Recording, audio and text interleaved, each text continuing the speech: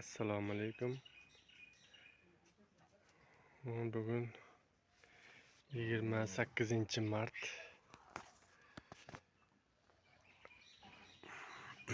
Bodringlarimiz 2 haftalik bo'lib qoldi.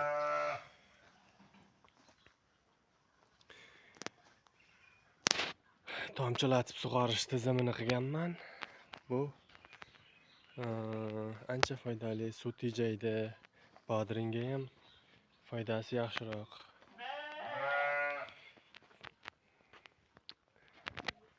Harorat 28 daraja, 30 darajagacha. Eshiklarni ochib qo'yganmiz. Teshik shamol aylanish uchun.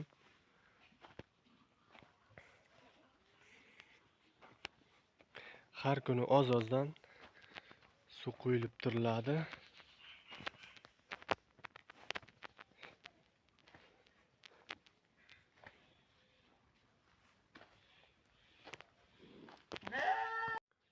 Begona o'tlarni yo'qotib turish muhim.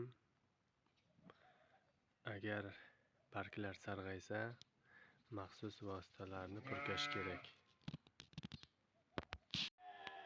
Mana bodringlar shunaqa holatda. Tomchilatib sug'orish bilan har kuni oz-ozdan suv beryapman.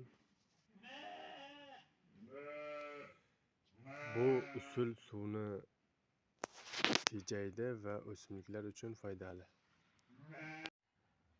Parnik ichida harorat 22-28 daraja atrofida bo'lishi kerak. Juda issiq bo'lsa, shamollatib qo'yish kerak. Mana shunday ikki taraflarini ochib. Bu tarafini bir haftacha oldin ekilgan, bu yog'i bir hafta keyin ekilgan. Shu kungacha qilgan ishlarim shular. Siz qanday bodring yetishtirasiz? Kommentda fikringizni qoldiring va videoga like bosing.